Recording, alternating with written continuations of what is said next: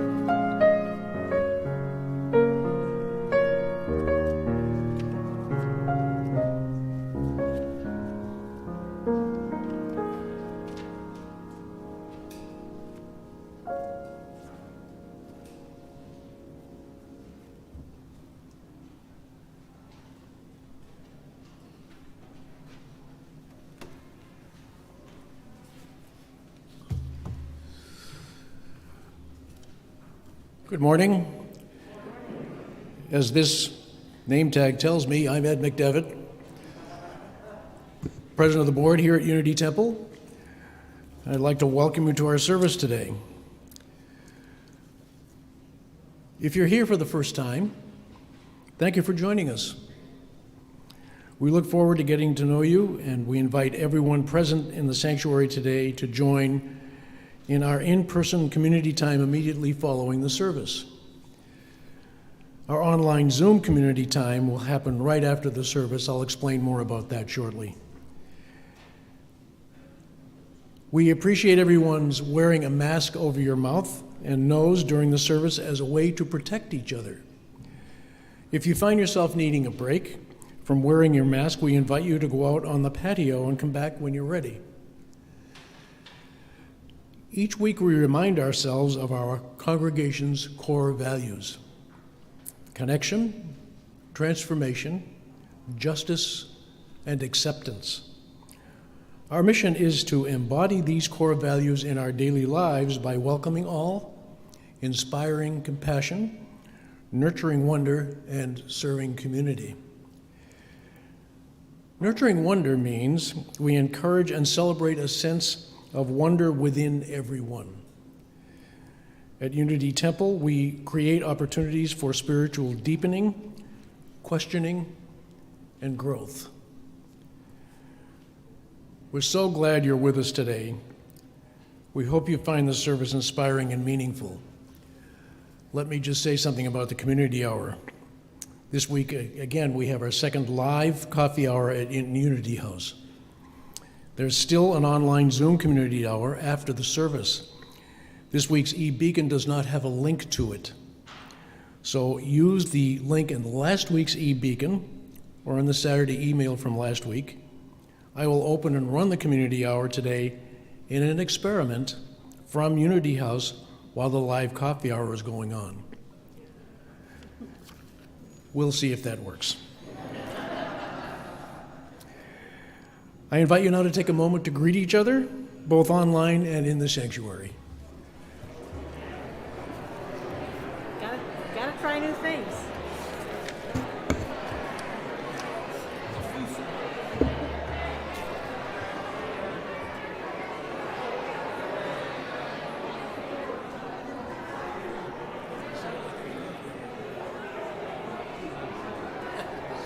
Good morning.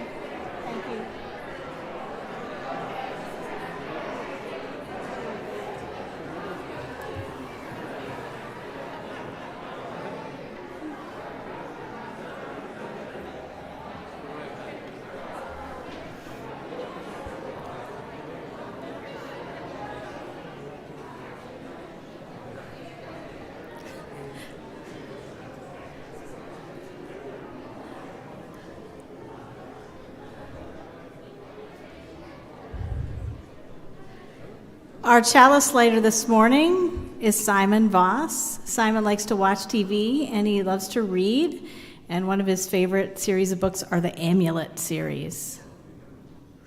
We are Unitarian Universalists. This is the church of the open mind, the loving hearts, and the helping hands. We take care of the planet Earth and each other. This call to worship is from my colleague, the Reverend Gretchen Haley. She wrote it for her kids, but it's good for everybody. They keep asking her why they have to go to church.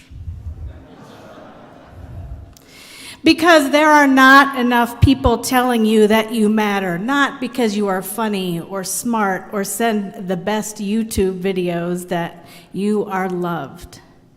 Even when you cannot get up on time or put your socks in, not beside the laundry basket, even when your temper gets away from you and before we know it, the whole family is crying. We are sitting here in this place on this morning so that you hear someone else say, "You are loved beyond belief." So that you feel from every direction you belong beyond your choosing. There is nothing you can do that would make you unworthy of love. That your life is precious, each breath in and out precious. We are here to learn how to hold this much love at the center of our beings, to let it be our greeting and our parting, to let it flow from our singing and connect us in our silence. We are here to practice showing up like it counts, because we count. To show up with courage and with humility, to remember we could be wrong about everything, to feel a part of something with consequence beyond the everyday patterns, to learn community and responsibility, and to refuse despair, which, if you don't need it yet, you will someday. To see people choosing kindness and letting go, giving away every blessing we receive with gratitude. Whoever you are, wherever you are on your life journey, wherever you are in the world, you are welcome here. Come, let us worship together.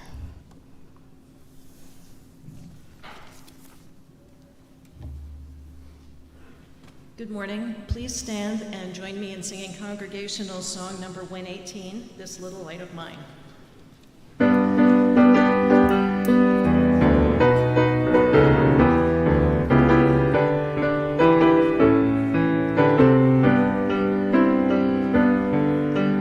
This little light of mine, I'm gonna let it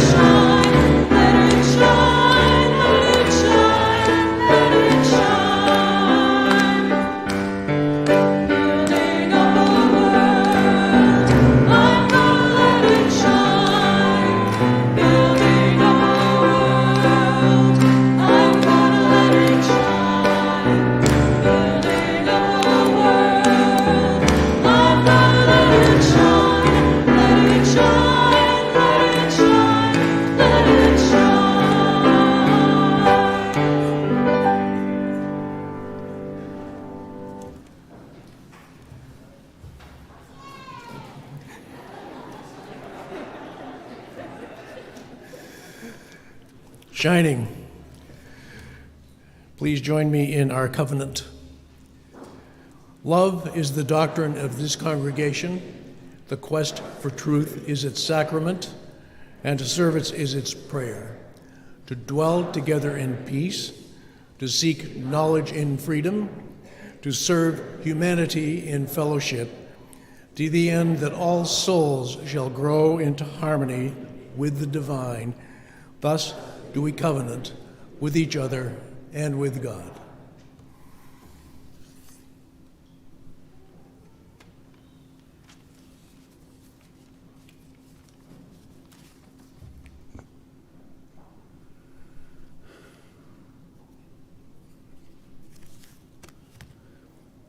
I'm Jay Peterson, one of the pastoral associates of our congregation.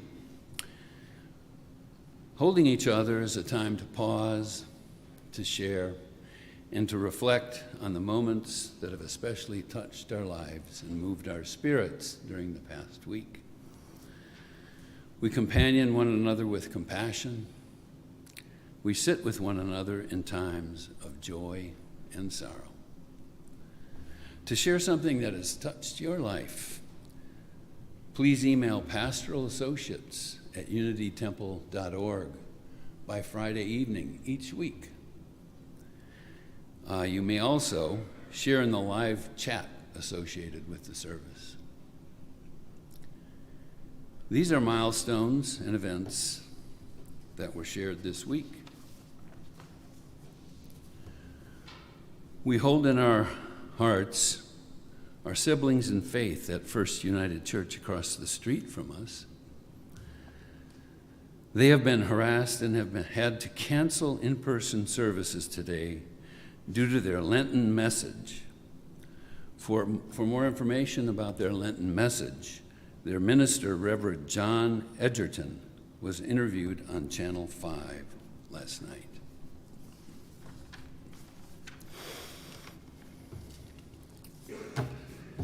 Late-breaking news for celebration.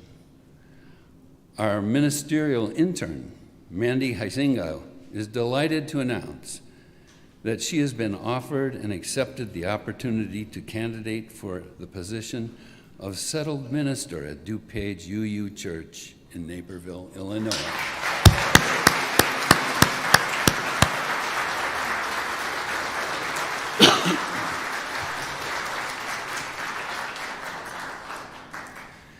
According to our Unitarian Universalist process, this means that Mandy is the final candidate for this position and will be spending the week of April 24th meeting the congregation.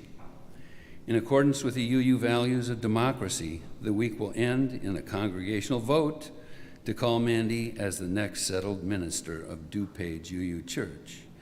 Mandy and her family are excited for this next part of her journey and grateful to all for the support and encouragement you have given her during her internship at Unity Temple.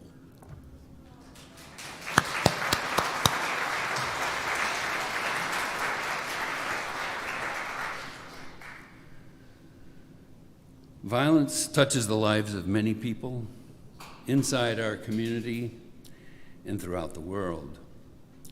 We hold in our hearts all victims, families, communities, countries, and yes, perpetrators whose lives are impacted and so often scarred by violence. May we all move towards peace and justice in every step we take. May we especially hold the people of Ukraine in our hearts. Let us hold in our hearts each of these joys and sorrows shared, and let us be mindful of those that remain unspoken. Be an opening for listening and sharing throughout your days and weeks ahead. A Ritual to Read to Each Other by William Stafford. If you don't know the kind of person I am, and I don't know the kind of person you are, a pattern that others made may prevail in the world. And following the wrong God home, we may miss our star. For there's many a small betrayal in the mind, a shrug that lets the fragile sequence break, sending with shouts the horrible errors around us, storming out to wreck the broken dike. And as elephants parade, holding each other's tail. But if one wanders, the circus won't find the park. I call it cruel, and maybe the root of all cruelty, to know what occurs, but not recognize the fact. And so I appeal to a voice, to something shadowy, a remote, important region in all who talk. Though we could fool each other, we should consider, lest the parade of our mutual life get lost in the dark. For it is important that awake people be awake, or a breaking line may discourage them back to sleep. The signals we give, yes or no or maybe, should be clear. The darkness around us can be deep. May each of you find loving kindness in your life. May each of you be happy. May you be well in body and mind. May you live calmly and joyously. May you be loved. May you find peace beyond all understanding.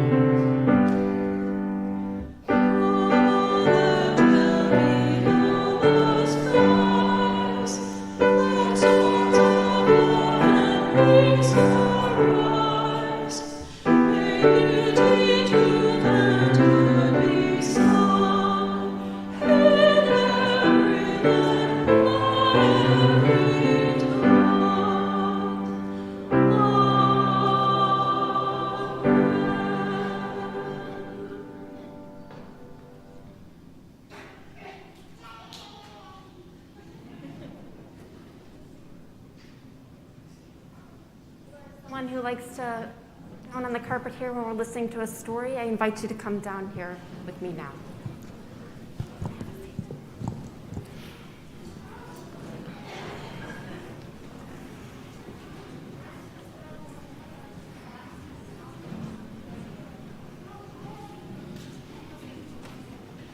Gus. Good morning. Hi, Calvin. Hi, Danny. Hi, Olivia. Good morning. Good morning. So good to see you.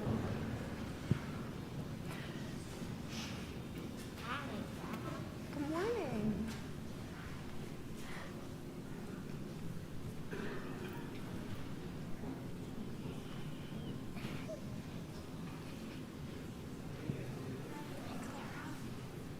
Good morning. Hi, Ruby. Hi, Francis.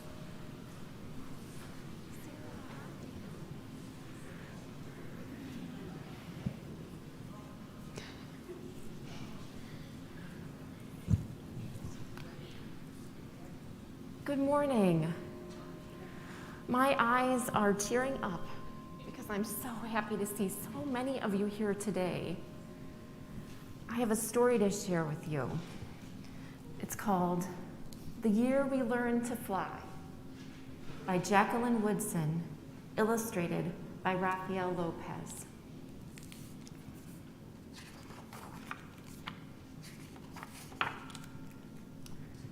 That was the year we learned to fly.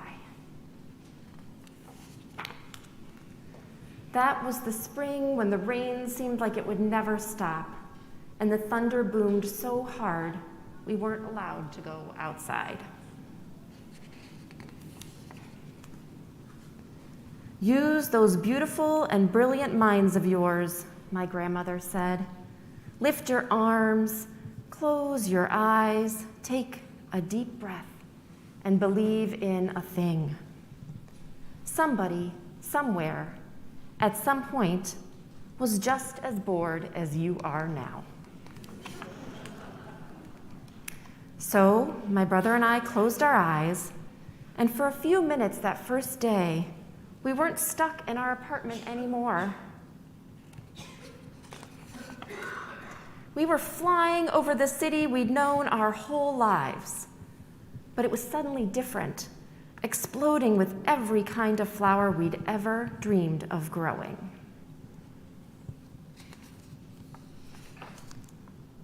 That was the summer we learned to fly, when my brother and I couldn't stop fussing with each other over whose turn it was to wash the windows, to feed the dog, to clean the kitchen. We fought and frowned and made silent promises to never speak to each other again. My grandmother said, "Lift your arms, close your eyes, take a deep breath, and stop being so mean about everything. Somebody somewhere at some point was just as mad as you are now." So we did. And as the soft wind took us over the city and past the windows of kids who hadn't yet learned to fly, my brother and I reached for each other's hand, flying and diving and laughing and leaving all of our mad far behind us. That was the autumn our rooms felt too big and lonely, with only us in them and the darkness coming on so fast. But while we hugged ourselves against the too quiet of it all, we remembered that we didn't have to be stuck anywhere anymore. My grandmother had learned to fly from people who came before. They were aunts and uncles and cousins who were brought here on huge ships, their wrists and ankles cuffed in iron. But Grandma said, "Nobody can ever cuff your beautiful and brilliant mind." So our people learned to fly, she said. They dreamed a thing and made it happen, closed their eyes and flew away home. "Lift your arms," my grandmother said. "Close your eyes. And remember, somebody somewhere at some point had to figure out that they could fly." That was the winter we moved away from the building and the block and the friends we'd always known. To a street where the kids looked at us funny and didn't even answer when we asked them if they wanted to play. "It's okay," I said to my brother. Somebody somewhere at some point had to figure out they were ready for a new thing coming their way. So, like the people who came before us, we lifted our arms even higher, closed our eyes even tighter, breathed in even deeper, and flew the way we'd always known how to, free as the aunties and uncles and cousins who'd come before us, free as our own beautiful and brilliant minds. For a long time, the kids on the ground watched us. Then, one by one, they lifted their arms. One by one, they learned to fly. The end. Let's all head to our religious education classes.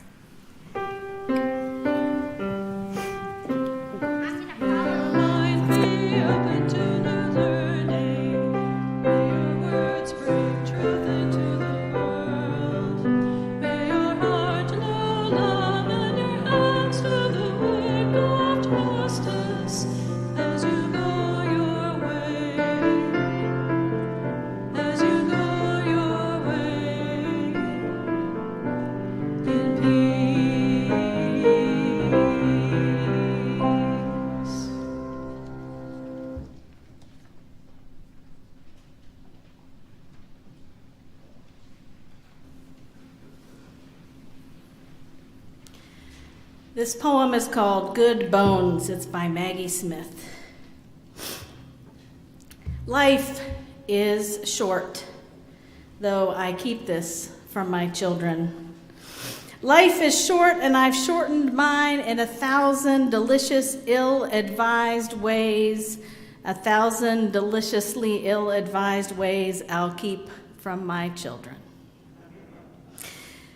The world is at least 50% terrible, and that's a conservative estimate, though I keep this from my children. For every bird, there is a stone thrown at a bird. For every loved child, a child broken, bagged, sunk in a lake. Life is short, and the world is at least half terrible, and for every kind stranger, there is one who would break you, though I keep this from my children. I am trying to sell them the world. Any decent realtor walking you through a real dump chirps on about good bones. This place could be beautiful, right? You could make this place beautiful.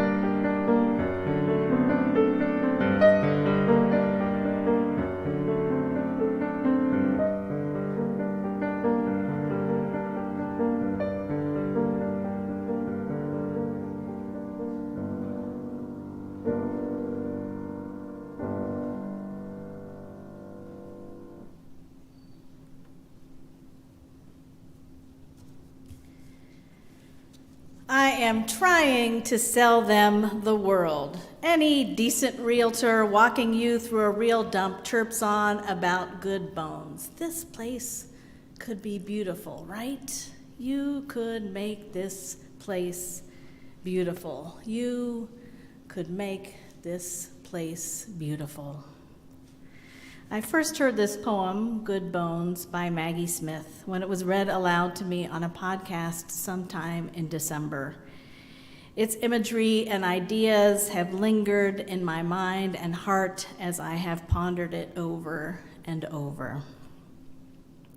In the past month, 3 houses on our block in Oak Park have gone on the market and sold within days, all above asking price. I know these houses to be well taken care of, and they also have their old house quirks.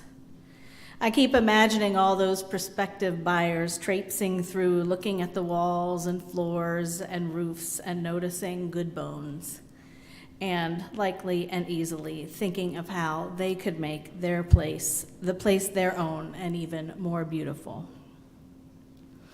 One of the houses bought and sold belonged to our longtime beloved next-door neighbors. As we watched their belongings slowly be evacuated, and for the brief time the house stood empty, the house had a different feel to it. All I could see were the good bones. It'll be some time before we will be able to see the new family make the place beautiful. I don't know if I agree with the statistics in this poem that the world is at least half terrible. Of course, this is an opinion anyway of the poet Maggie Smith. Statistics like that, I suppose, are not useful anyway, but I agree that the world is or can be both wonderful and terrible all at the same time, all mixed up together. I have a habit of not keeping up with reading the newspaper for weeks at a time until I finally sit down and read several issues at once. This works fine for me, even though I'm sometimes behind on the news. But this past week when I did this, the cumulative photos and coverage of Ukraine became too horrific for me to hold. And that's from my privileged distance of second and third-hand witness. And then there were the barrage of accounts of the many places where books are being banned, where transgender people are targeted, legislatively speaking, where a woman's right to health care and bodily autonomy are being threatened. When my 11-year-old once again wonders why things like this are happening, I can only answer that I wonder too. Sometimes I think I'm trying to sell him and myself the world. The writer Anne Lamott, whose birthday is today, has been wondering in her writing about how to make meaning and sustain herself, too, as she looks at her 68th year. She writes, "Besides our friends, getting outside and looking up and around changes us. Remember, you can trap bees on the bottom of mason jars with a bit of honey and without a lid because they don't look up. They just walk around bitterly bumping into the glass walls. That is so me. All they have to do is look up and fly away, so we look up. In 68 years, I have never seen a boring sky. I have never felt blasé about the moon or birdsong or paper whites." I had never heard this thing about bees before, which is funny, but I have seen that phenomenon in myself and others where you walk around bitterly bumping into glass walls, forgetting that there are other ways to exist, or other options to explore, or other ways of seeing things. Sometimes we need someone to gently remind us just to look up.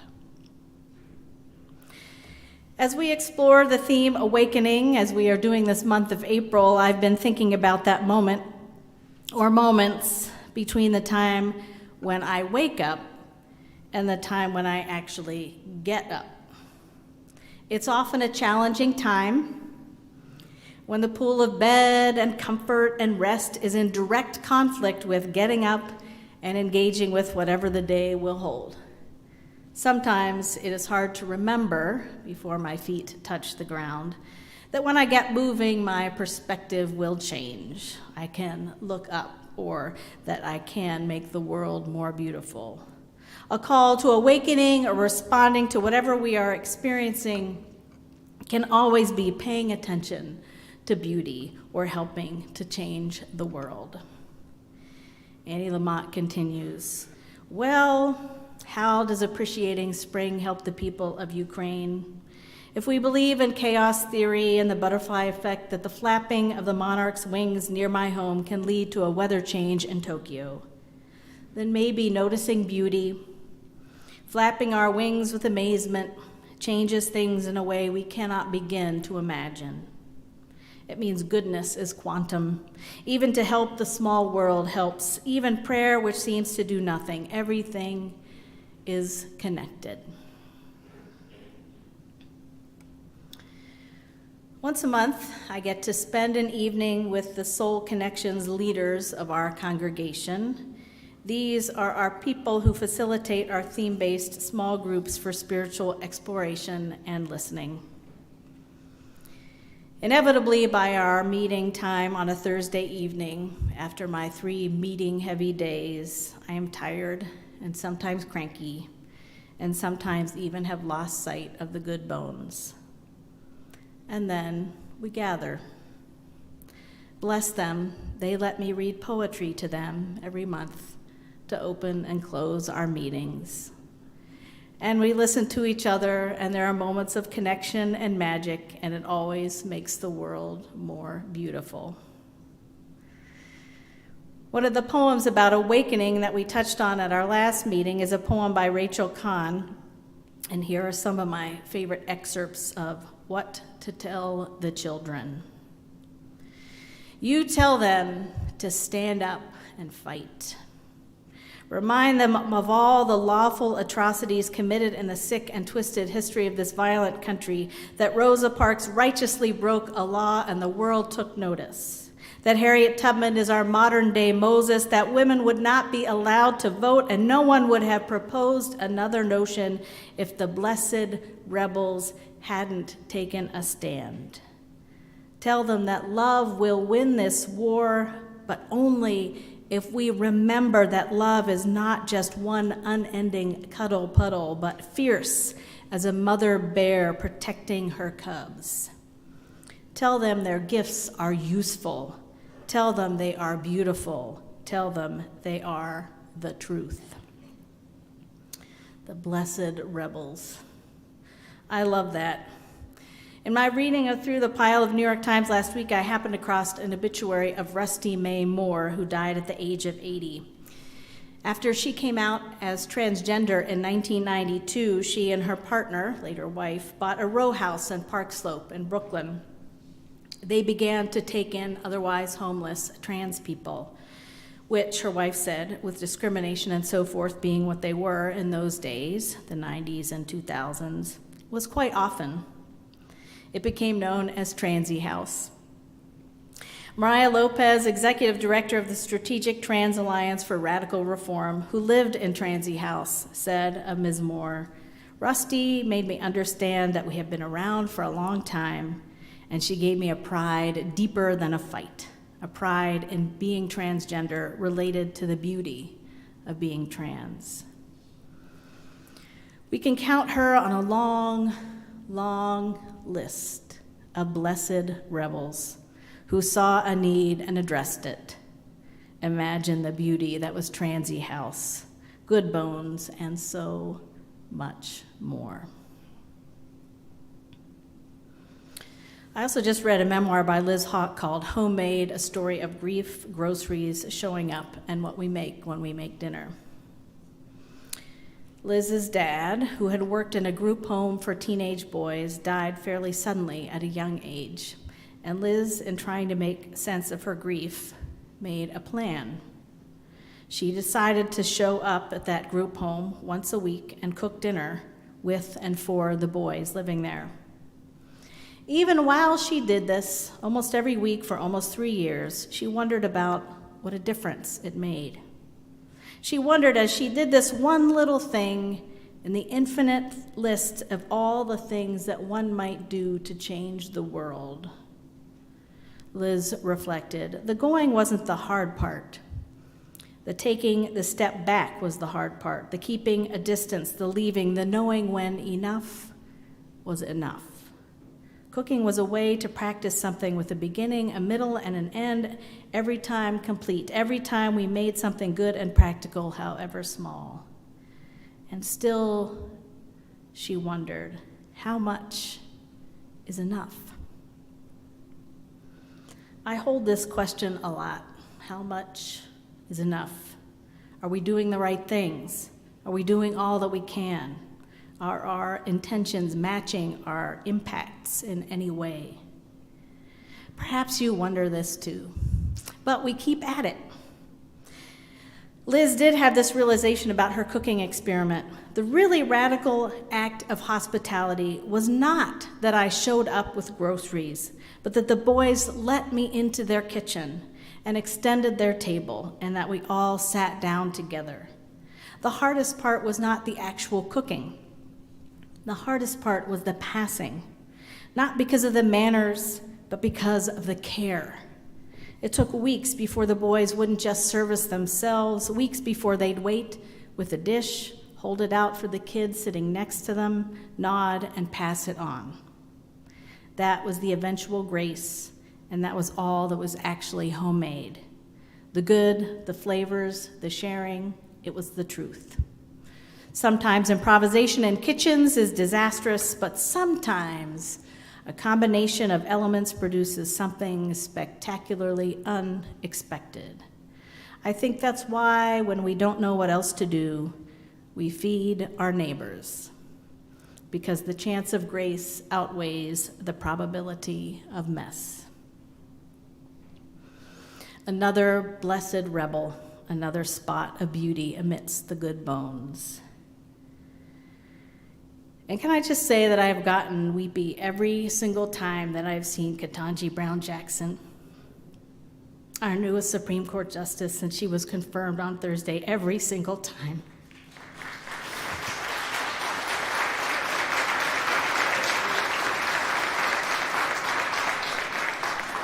It makes me so hopeful and happy. Rachel Kahn writes elsewhere in her poem, What to Tell the Children, tell them they must not despair, there is possibility. And we will willingly and willfully open ourselves to new ways of being. Maybe I am weepy too, because the path was so long and so hard and so painful for so many to get to this one accomplishment. It's both terrible and wonderful, all mixed up together. Frank Bruni, the New York Times columnist, not so long ago experienced a stroke which left him without sight in his right eye. From the outside, he looks the same, but his reality has totally changed, and this made him, as he put it, newly alert to a fundamental truth. There's almost always a discrepancy between how people appear to us and what they're actually experiencing, between their public gloss and private mess, between their tally of accomplishments measured in money rankings, ratings, and rewards, and a hidden, more consequential accounting. And, he continues, that truth helped me reframe the silly question, why me, into the smarter, why not me? It was a guard against anger, an antidote to self-pity, so much of which hinges on the conviction, usually a delusion, that you are grinding out your days while the people around you glide through theirs, that you've landed in the bramble to their clover. To feel sorry for yourself is to ignore that everyone is vulnerable to intense pain and that almost everyone is has worked or is working through some version of it. We too, each of us, have good bones and sometimes need to remind ourselves to find beauty and joy and new perspective and awaken back up to life. There's a show on Netflix called Afterlife, which centers around a character played by Ricky Gervais, whose wife has died, and he is trying to figure out why he should keep on living. He regularly goes to visit his wife's gravesite and meets an older woman, Anne, there, who comes just as regularly to visit her husband's grave. Anne offers Tony wisdom that she boils it down as plainly as possible. Good people do good things for other people. That's it, the end. And you're in pain. The thing you lost, that is to say, love, is the same thing that can stop that pain. And he finally concedes, even though I'm in pain, maybe it's worth it to stick around and maybe make my corner of the world a slightly better place. It's a start. I love this show, by the way. It's full of quirky characters and bad language and some stuff that makes you squirm. And it is extremely touching and real and does make you ponder what it's all about. Maggie Smith writes, life is short and the world is at least half terrible, and for every kind person there is one who would break you, though I keep this from my children. I am trying to sell them the world. Any decent realtor walking you through a real dump chirps on about good bones. This place could be beautiful, right? You could make this place beautiful. May we, each of us, have the eyes of a realtor, able to see the good bones wherever we look. May we celebrate the blessed rebels among us, and may we know our own gifts to be useful and beautiful and the truth. May we know always that we have the power to make this place, this world, beautiful. And so may it always be.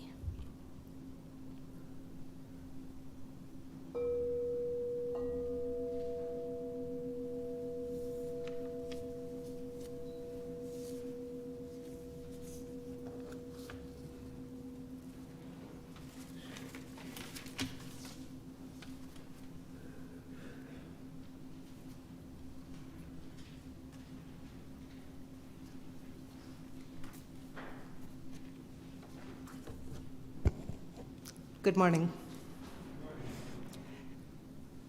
Each week, Unity Temple gives our Sunday offering to an organization that aligns with our Unitarian Universalist values and is committed to bringing compassion, equity, and justice to the world. This week, our offering goes to PASO, West Suburban Action Project, a social justice organization doing immigration, healthcare, and tenant right work in our most impacted communities of the western suburbs and beyond.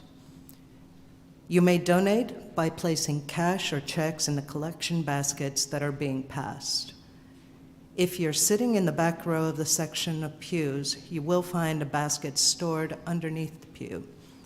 Please pass the baskets, and someone will be at the back of the main floor of the sanctuary to collect all the baskets.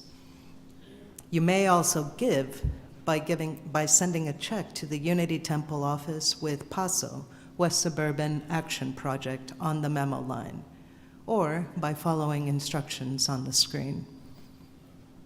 May what you give bring you joy.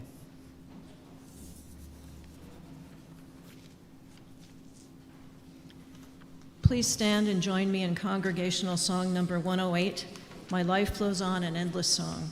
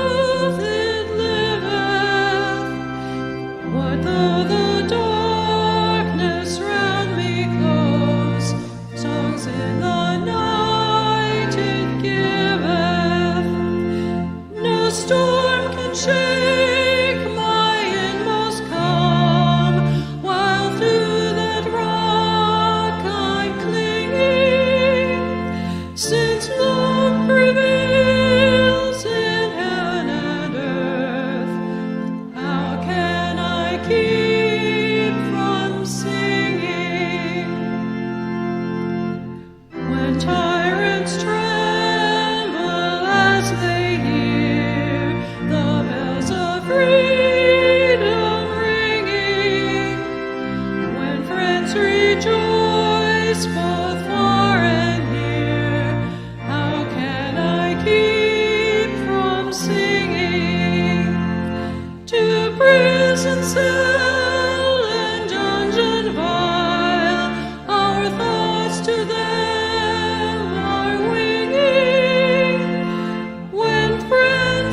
shame are undefiled, how can I keep from singing?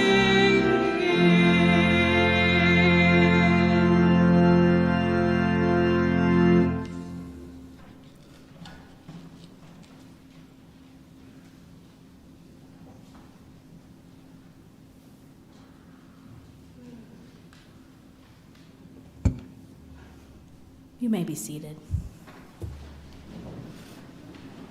Our benediction words are also from Gretchen Haley. You belong beyond your choosing. There is nothing you can do that would make you unworthy of love. We are here to learn how to hold this much love at the center of our beings, to let it be our greeting and our parting, to let it flow from our singing and connect us in our silence. We are here to learn community and responsibility and to refuse despair, which if you don't need it yet, you will someday. We are here to see people choosing kindness and letting go, giving away every blessing we receive with gratitude. Please join with me in the words of our chalice extinguishing. Carry the flame of peace and love until we meet again.